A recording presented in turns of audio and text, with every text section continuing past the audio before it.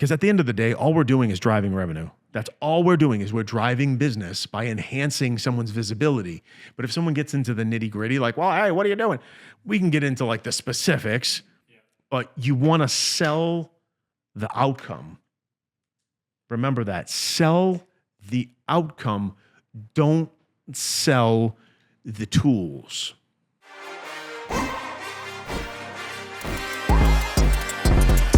Welcome to a new episode of Real Business Roundtable. This week, Jakub Savouge,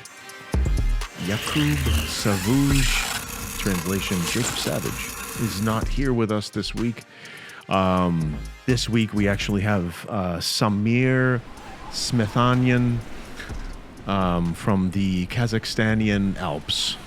Welcome, Samir. Thank you. Welcome. It's a pleasure. Just for everybody that is watching, I'm joking. His name is Sam Smith. Smythe. I'm joking. He is of Kazakhstan bloodline, though. I am. Awesome. All right, so today we are going to have a sales Q&A. And for all you posers on YouTube that plan things out and script things and write things, this is all freestyle.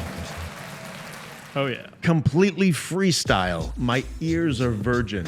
He's going to ask me questions related to anything sales related, and I'm going to answer the questions, and it's going to provide a little bit of like information into helping somebody move from, let's say, retail sales to more consultative sales. So, for example, if you're working at let's say a home appliance store and someone comes in and they need a washing machine, it's really not that hard to sell that washing machine. They need it. Question is okay, what model am I going to get? It's very different. Yeah. But consultative sales, which is like talking to a business about maybe growing or expanding or driving revenue, whatever that might be, it's a little bit of a different experience. Yeah. And Sam here has transitioned from retail into consultative, and he's kind of in that beginning journey. And I told him, hey, Jakub's not here. He's doing something, so we can make an episode out of this because he was asking me all these questions. So I figured let's make an episode out of it. So yeah. Welcome, Sam. Tell us a little bit about your existing sales experience just from general high-level terms. Yep.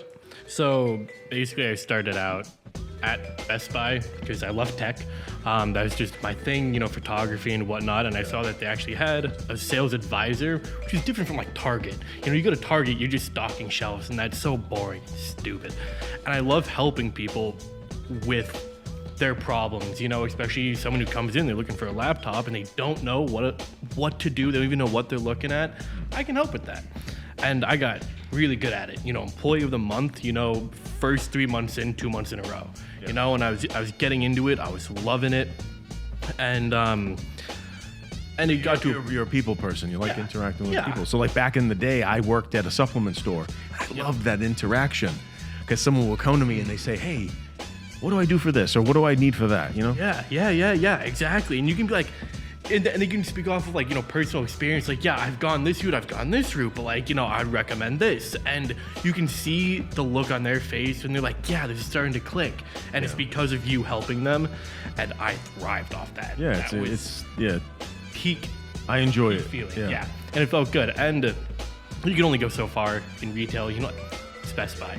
Mm-hmm. And, it's corporate. So you either fit in with the corporate people or it's just not for you. They're having us really push things that I don't like that. I'm here to help people, get them what they need that fits exactly what their purpose is. Mm-hmm. No more, no less. I'm not going to sell you a $4,000 laptop if you don't need a $4,000 laptop. That's ridiculous.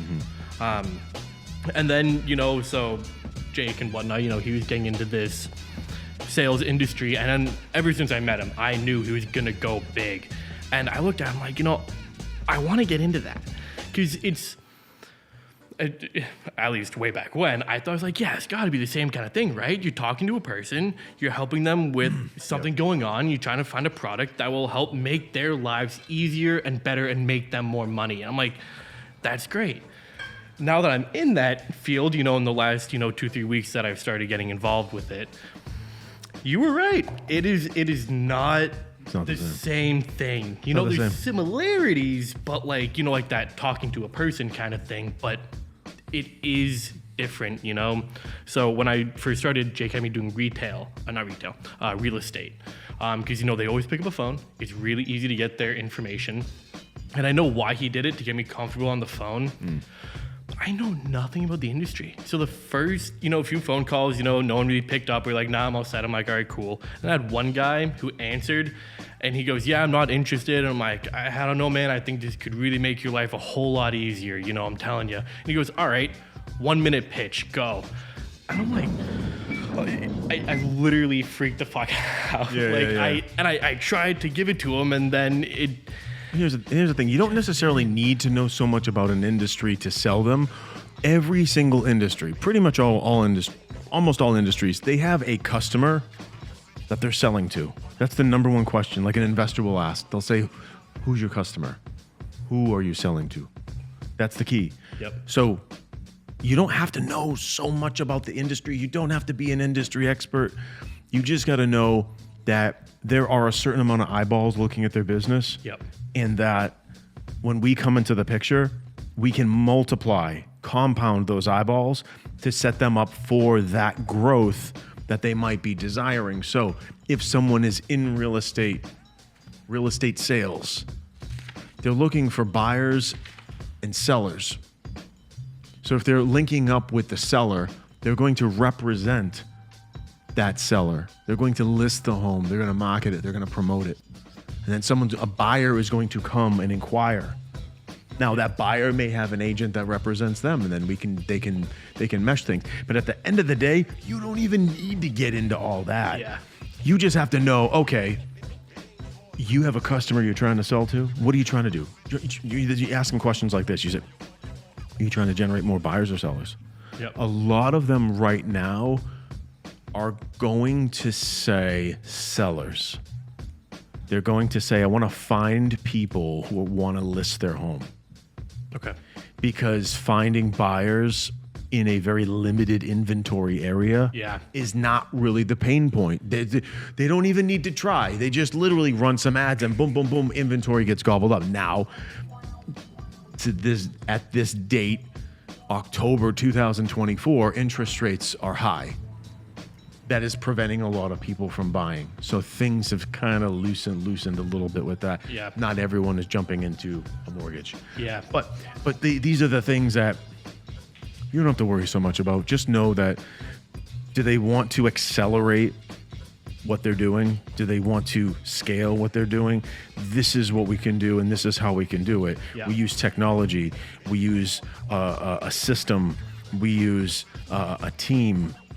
So we have all these things that work together to position them to get more eyeballs on their business. Yeah.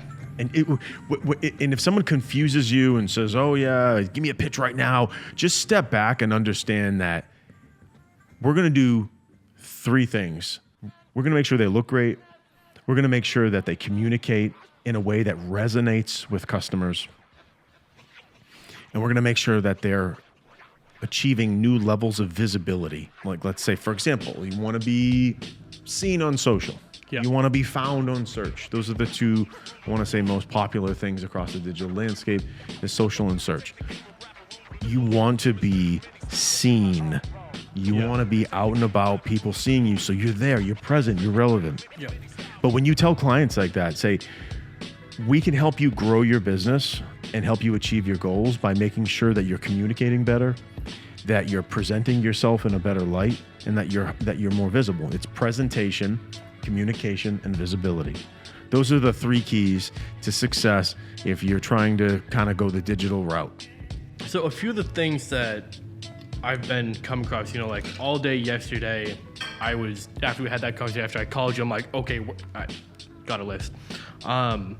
So one of the things I came across was I was getting in contact with a lot of managers, and it was mostly managers. Maybe like an employee would get me a manager, but maybe the owner isn't in. It was kind of like, how do I get info directly to the owner. Not necessarily get in contact with the owner, but like make sure that, you know, like the info deck, right? Make sure they see that info deck and make sure that they get my info. Are you being provided their email?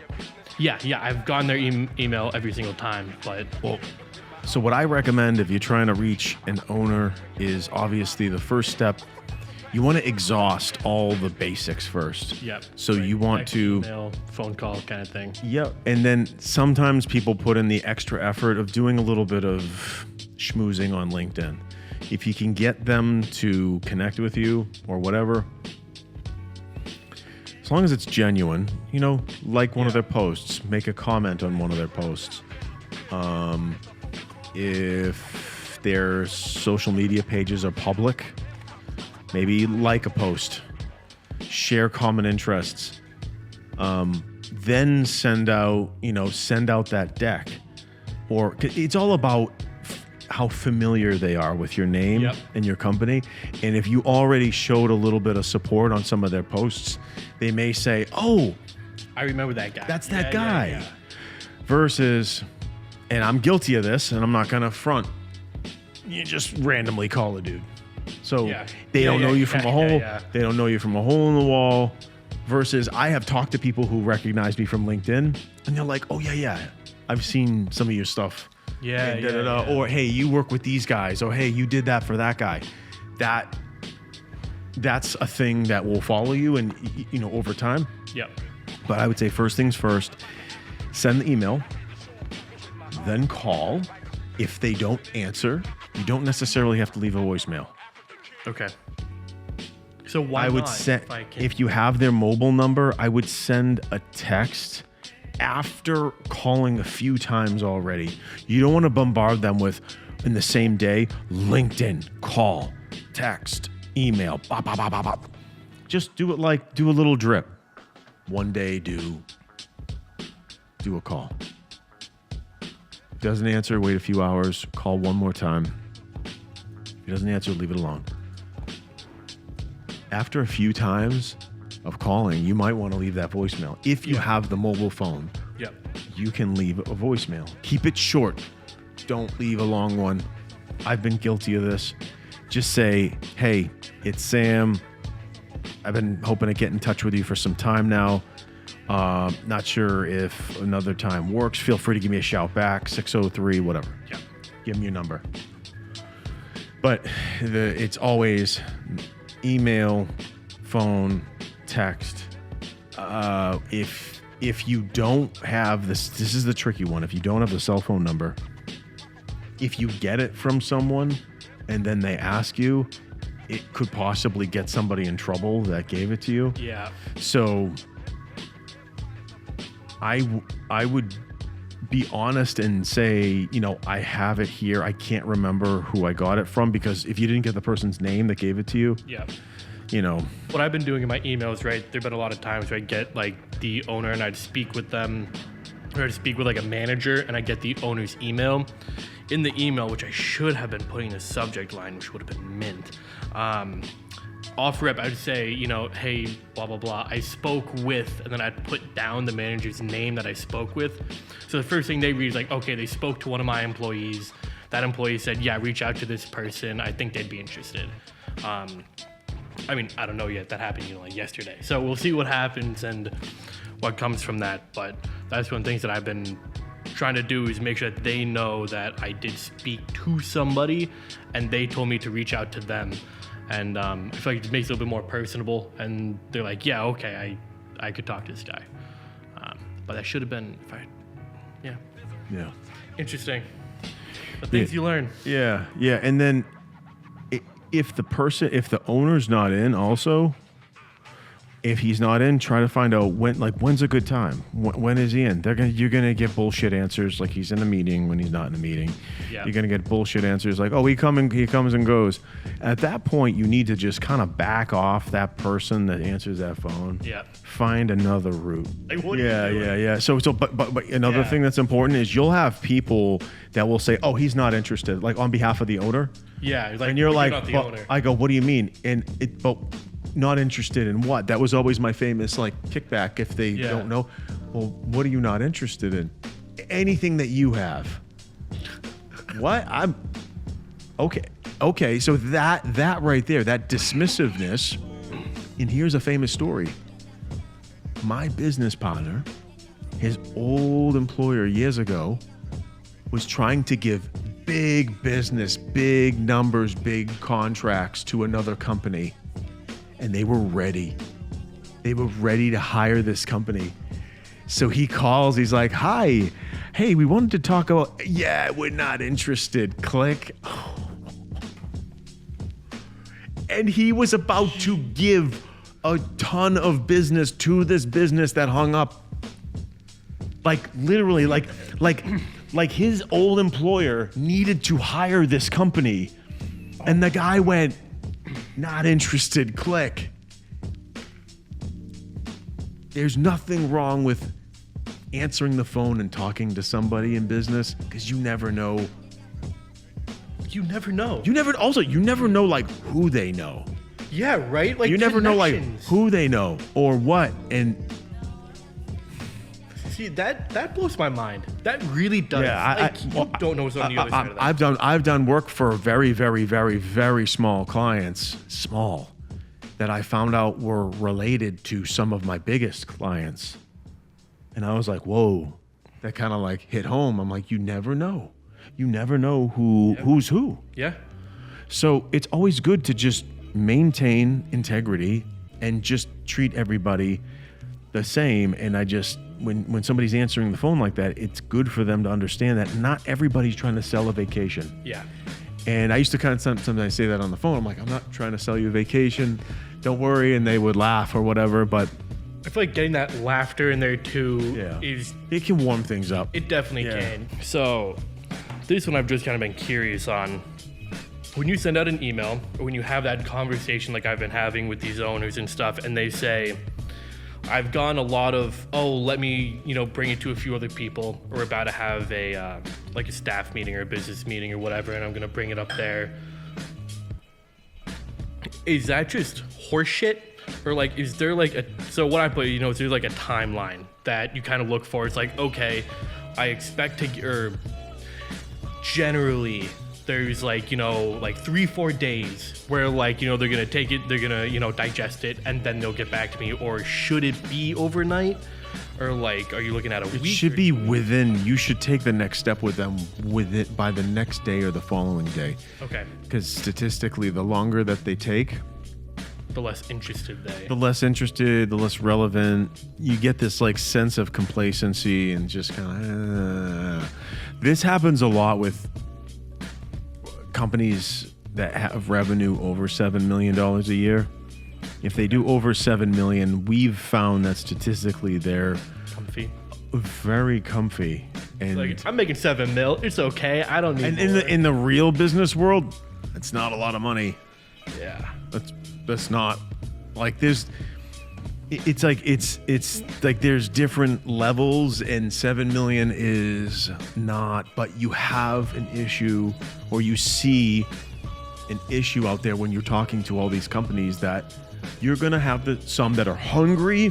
Yeah. And they're under 7 million. They're over 1 million, but they're under 7 million. And they're in that spot where they can afford to do better and grow. Yep. They want to do better and grow.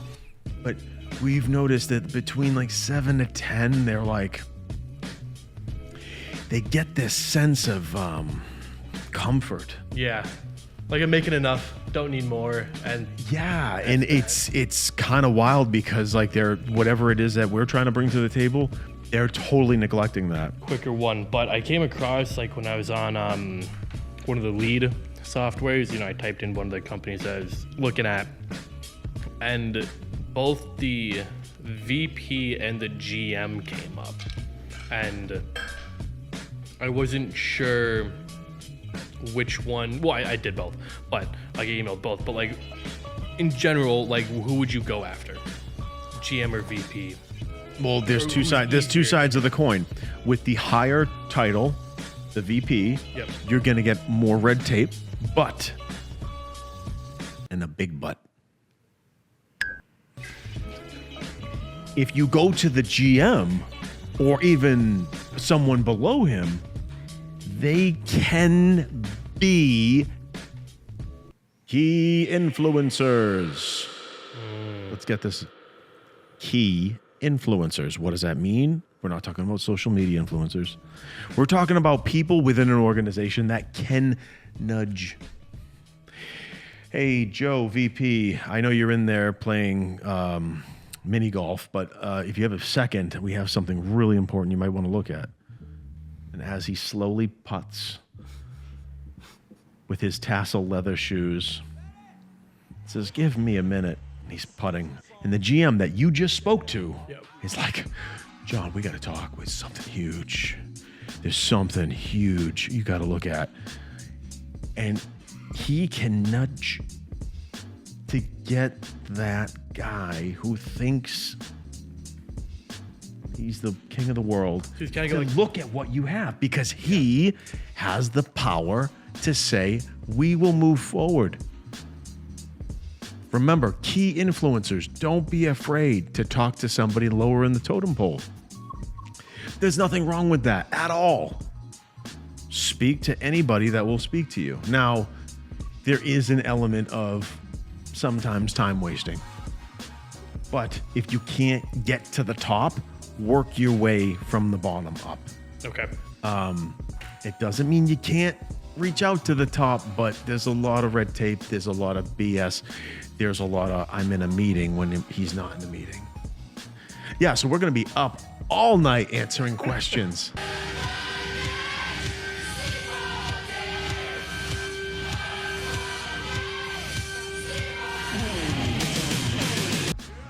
How many more do you have, Samir? I got 1, 2, 3, 4, 5, 6, 7. All right, let's roll.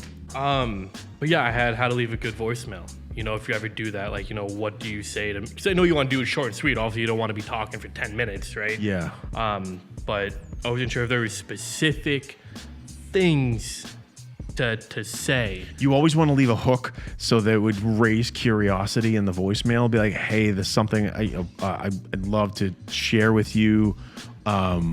If you want to get an idea of what your competitors are doing, oh, hey, we can give you insight on when somebody wants your product or service before they go to a competitor or something like that. You can say stuff like that where it'll raise curiosity, or you can just say, you can keep it vague, but the chances of you getting a call back get reduced. Yep. I've come across this a couple of times where, and I can even see it on their website. So, right, we're doing like, you know, the conversational AI stuff. I've come across on websites where they already have a text to chat on their website, or I will get people who will tell me, oh yeah, I'm already working with a marketing company or like whatever. And yeah, I don't know. You can say that's great. Never talk shit. Oh yeah. Never talk shit. But there are a few bad eggs out there that. So like there are a few companies, I'm not going to say the name, that are really, really fucking bad. They're high volume shops. They're the $200 a month guys. Yeah. So is that the kind of thing where you ask questions, dig a little? What? Is that the kind of thing where you ask questions and like dig a little, find out if who they it say, is? Yeah, just say, oh, hey, great. That who is it? And if they say a name, whatever, say, hey, how's it going for you? Are you guys seeing progress? Because here's the thing. If it's working, you'll come off like the biggest POS if you try to get them to change something that's working. The way to position it is, are you open to improving? Are you open to improvement? Yeah. So if they're like, yeah, we're doing about $3 million in revenue right now. Oh, yeah, what'd you do last year? Oh, we did 2.7. Oh, wow, okay, it's a $300,000 increase. How would you feel about $500,000 increase, $1 million increase? Yeah. Is that something that you think you could handle? Yeah. So you get a feel for that, and then you say, well, this is our approach. This is what we would do different. Yep. Now, the beautiful thing about what we do is we can work seamlessly with another agency. Okay. So, like, let's say they have an agency that is already in place. They're already running ads, and we're like, hey, we'll we'll provide some certain elements. We'll assist in certain areas that they unfortunately Lacking. can't. Yeah. And we'll make it perform better.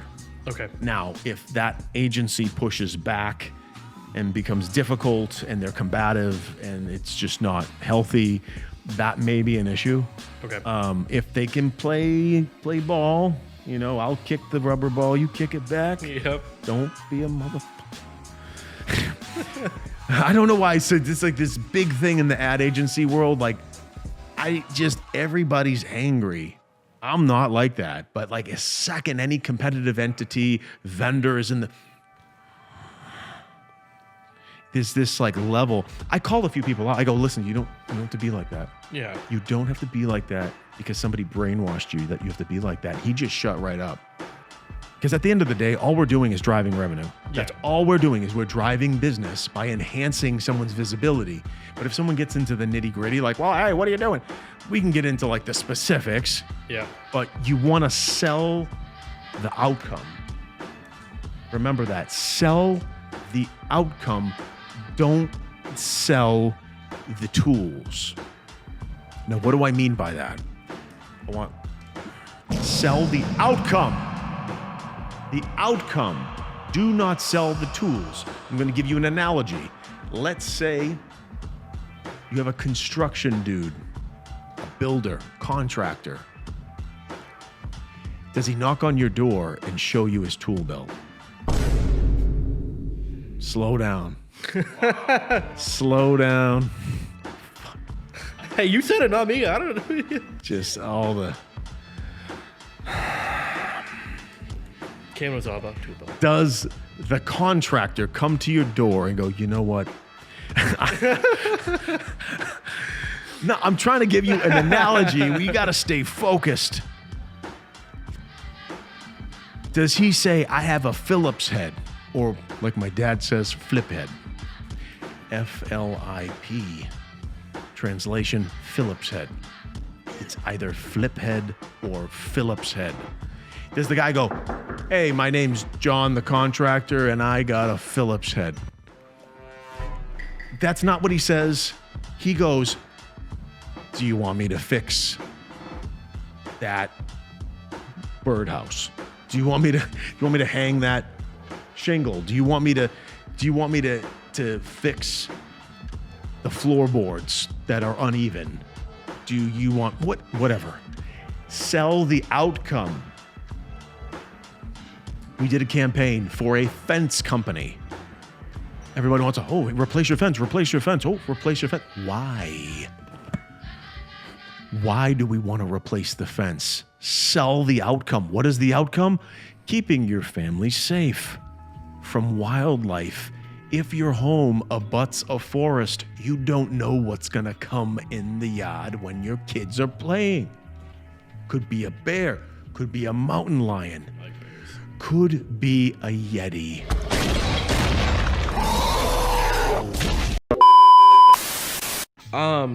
Yeah, so are there calls that you've come across where it's chalked off rip, or is every call... What do you mean chalked? Like you call someone, you're like, hey man, I'm looking to, and he goes, no, I'm all set, fuck off, and then just hangs up the phone. Like, is that just Yeah, 'cause sometimes- and then you just move on? Sometimes people are having a bad day. You gotta accept that and just move on. I've had people say crazy stuff.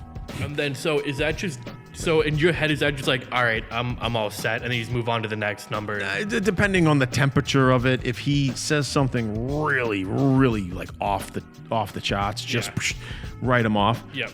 But if it's more like he's having a bad day, just let it simmer. I would put a note on that and just say, hey, he picked up the phone, said he wasn't interested. Maybe he's having a bad day. Check back in 4 months. Okay. I think give a call. Chances like, hey, are- we talked a while back, just seeing if you're... Chances are he's not going to remember you. Yeah. So it's just good. I don't write people off unless they do something like I one time I had a guy, he was all about it, talking to me, talking budgets, and literally we were talking about booking a time to get together. I literally had a meeting right literally 1 block away. I had a scheduled meeting with another business 1 block away, and I was with Jake, and I was like, dude, let's go pop in and say hi to Joe Schmo. Yeah. Wow. We show up. He slams the door in my face like hard, like bam. He goes, who are you? I was like, hey, I'm da-da-da. Just wanted to come by, say hi. And he went, bam. Then I bumped into I had lunch with an existing client. It's been with me for years. Trusted resource. Told me some insane stuff that I actually decided, rather than letting him simmer, because maybe he's having a bad day, I wrote him off that I never want to do business with him because of the things that I learned, which I won't discuss. But it was against my code of ethics and my morals, and I'm like, nope, see you later. Some people like that, yeah. Like if somebody is, here's the thing: if we're gonna do business with someone, they gotta have the drive, the motivation, obviously the budget. Yeah. But they gotta be decent people. Yeah. I'm not saying we only have to work with saints. No, it's just common sense, courtesy. And what's crazy is the thing I learned about that guy was something he did, and in the work environment, that was just not cool. And I says, you know what? I don't want to do business with him. Nothing wicked bad. Yeah. No, just like, wow, really? Yeah. Like, it's okay, I'm all set. You know? Yeah. I'm good. I'm good with that. Yeah. So, So I think quality is, to a point, is better than quantity. At some point, you don't want just everybody and anybody, because then you get quality of your clients. You got troublemakers. Troublemakers that with certain things that you put in your agreements, you can actually detect. You can detect who the troublemakers are. You can put something in your agreement, and if they go, hey, I don't like this, and you're like, touche, you don't like this because you're going to be a problem. Interesting. They're not everybody. I want to say it's like 0.5%, so a quarter, not even. It's like 0.1% of every once in a while, you'll get someone who you just shouldn't do business with. Are there different methods of pitching for different services? Like if you're pitching, real estate versus ski shop versus restaurant, versus, retail, whatever it is. You sort of want to put that industry hat on, where over time you'll start to learn how that business operates. Okay. Sometimes just from common sense. Yeah. So a ski shop, they rely on the new seasonal products that are available from the brands and the manufacturers that they work with. Yep. Those will rotate every season, typically. And you have to kind of like, over time, as you interact with businesses, you'll understand that different businesses operate in different ways. Okay. Different businesses have different budgets. Different businesses have different net profits. Yep. Sometimes you'll talk to businesses, one business, and they say, yeah, my net profit's 10%. And I'll talk to another guy, and he's like, yeah, my net profit's 40%. So your gears are going. So you're like, okay, it's going to be between 10 and 40. Okay. And you try to kind of, because you don't want to give a client a proposal that you know that they cannot invest in. Yep. It's a complete waste of time. You're going to get the, I can't afford it or whatever. And then you like try to figure out something that's a little bit more doable. And because I always believe in doing something versus nothing, but it does have like a cutoff. Yeah. It has a cutoff where it's just, sometimes it doesn't make sense. Yeah. It is what it is at that point. Yeah. But to understand the different industries, that just takes time and experience. Yeah. So like, for example, if you're talking to a car dealership, you will know that car dealerships operate in a certain way. Ski shops, construction companies, restaurants, law offices, they all operate in a certain way. This is something that you have to kind of gain with experience. Okay. Put in your time, put in your effort, ask questions in the meetings. Once you're kind of really engaged, it's like, hey, wow, how long you been doing this? Yep. Show interest. Yeah. But be genuine. Don't be fake. be a solution provider. What we say and what we advise on needs to be respected in the same way that a lawyer, a doctor, and a financial advisor, when they give out their advice, everyone's like, yes, I will do it. You are the oracle. Well, when you speak to an ad agency and they really do want to help you grow and they want to help you kind of break those records, the advice is not coming from a place of sales. Yep. That's the key. You can't be, buy this, sir, buy this, buy this. No. Yep. If they don't fucking need it, we don't sell it. Yep. It's only if what we have and what we can do can fill the gap to help them reach that goal. Yep. Revenue. That's all we're caring about. So we need to say, okay, Mr. or Mrs. Jones, you're doing $3 million a year. You want to hit 20 million. We're going to put together a 36-month success plan, and we're going to build this every season. We're going to grow this to 20 million. Yep. Can we get there? Yes. Can we get there super fast? That depends. Where are we at with the budget? Yep. Some people base it on their existing revenue. Some people base it on the projected revenue. Yep. Some people base it on, their one of the ones. Sometimes it's like they base it on like they have like a structure. So like there's like a gross profit. They based on gross profit, not revenue. Okay. Sometimes you see that. So like if someone sells something, they're going to base their advertising budget on the gross profit, which sometimes is kind of like, oh, okay, it's a little different. Yeah. You got to learn those practices. Yeah.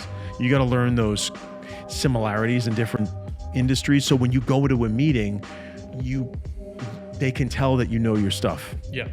So I guess quick follow-up question for you. How long did it take you to get all this knowledge? When did you start feeling it's just from experience? So I mentioned, I think in one of our first episodes, that my original stomping grounds was I worked for a management consulting firm. Yep. That was a doctor's office for businesses. So all we did was we fixed businesses. We made them more profitable. We made them more streamlined. We improved parts of their business to make them perform better. Yep. So I did that for a while. So I would go out, I would have my little clipboard, and I would ask business owners a ton of questions. Yep. I would take all that information, bring it back to the office. It would get submitted to the consultants, and the consultants would come back with recommendations. Yep. Now, when you do that multiple times a day for years and years, you build up a business acumen, understanding, knowledge base. Yep. That you just interact with so much. Like I told you, that the super profitable company made foam. Yep. Like the foams and the chairs and everywhere, like that and this. That was insanely profitable. And he was literally taking soda bottles and making it into this stuff. And he would make it into any application that you wanted. And that was one of the first times I saw a business that was very just basically taking trash and turning it into profit. Yeah. That was a wow moment. Yeah. But over the years, I worked for a business development company, and we used to talk to all these tech companies and trying to sell tech products and softwares and just all this stuff. I went from the management consulting side to the Fortune 500, Fortune 1000 type of business development stuff. So for example, if Cisco Systems hires us to get the attention of all the CTOs at all the Fortune 1000s nationwide, we would facilitate that. Yep. And then we would talk to them, and then we would kind of warm them up and get them all ready to take a look. Yep. That was the next level where I got kind of exposed to that upper echelon of business and stuff like that. It's you gotta put in the time, earn your stripes, learn, listen, and just keep building upon that. You kind of look at it like just little grains of sand. Yep. Little grains of sand in a glass. When you put a little bit of sand in the glass, right? It doesn't look like a lot, right? It's kind of discouraging. Yep. But look at that as your knowledge, your experience. A little bit of sand. A little more. A little more. A little more. Now, hey, you got a good amount of knowledge. It just takes time. Yeah. Now, one thing I want to tell you is try to do a crash course before you speak to somebody. Ask Jake, ask me, do some research online. I can give you pointers on things to say. Like, for example, like automotive dealerships, they have something called co-op. Okay. A lot of other types of dealerships, tractor dealerships, things like that, they have co-op dollars, which means these are dollars provided by manufacturers to dealers to promote, to sell, to facilitate a closed deal. So that's basically free money to the dealership that can get that money from the manufacturer. So co-op is a big thing. They'll say, yeah, is this co-opable? And our other product is co-opable. I got to look into the other product, the texting stuff. I don't know about that yet, but that's something to consider. Yeah. Thank you for tuning in to today's Q&A sales training with Sam Smythe. You'll stay tuned. You'll probably see Sam again with some more questions, but I thought we'd add this as a variety. Be sure to, hold on, let me try this. I can do it. Ladies and gentlemen, be sure to like, follow, subscribe, click the bell for notifications, and be sure to tune in next time